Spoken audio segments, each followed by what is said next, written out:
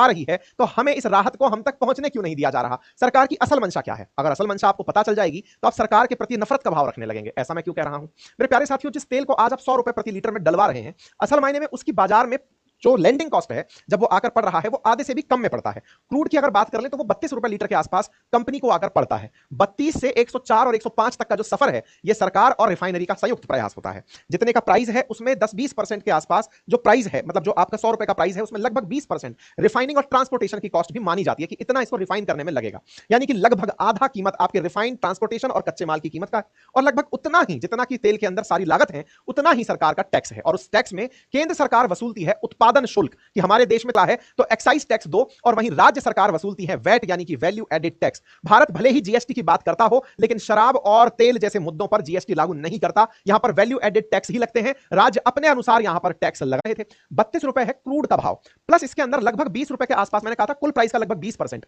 बनकर आता है रिफाइन करने का खर्चा, उसको ट्रेवल करने का खर्चा, इसके बाद में उसमें भाड़ा, ट्रांसपोर्ट करने का भाड़ा। यही कारण भी है जितना दूर रिफाइनरी से तेल जाता है उसका भाड़ा बढ़ता चला जाता है। इस कारण से आपने देखा होगा एक ही राज्य के अंदर सेम प्रकार के टैक्सेशन के बावजूद तेल की कीमतों में अंतर हो जाता है, दूरी बढ़ने के साथ साथ। एक्साइज ड्यूटी यहां पर आप देखें केंद्र सरकार के द्वारा 15.5-16 रुपए के आसपास डीजल पर वसूली जा रही है। डीलर का कमीशन जो तेल बेच रहा है, वैट वैल्यू एडेड टैक्स जो स्टेट गवर्नमेंट के द्वारा लगाया जा रहा है, इन दोनों को अगर आप मिला दे रहे हैं तो 35 रुपए इटसेल्फ। तो आपसे मैंने पहले भी कहा था 32 रुपए के आसपास का जो कट है ये तो क्रूड की कीमत है, लगभग 30 रुपए से 35 रुपए के बीच का जो कट है ये सारी बाकी चीजों का खर्चा है, जिसमें रिफाइनिंग भी है, पेट्रोल का कमीशन भी है, भाड़ा भी, सब शामिल है। और लगभग 35 रुपए के आसपास यानी कि लगभग एक तिहाई जो पेट्रोल की कीमत है वो सरकार वसूल रही होती है। ठीक है साहब, तो ये पेट्रोल और डीजल के अंदर आप लोगों ने इस गणित को समझने का प्रयास किया। सरकार इसी टैक्स से अपने यहां का जो भंडार है वो भरने का प्रयास करती है। और चूंकि मैंने दूरी का भाव बताया और राज्य सरकारों के अलग अलग वैट बताए, इस कारण से तेल की कीमतों में अंतर देखने।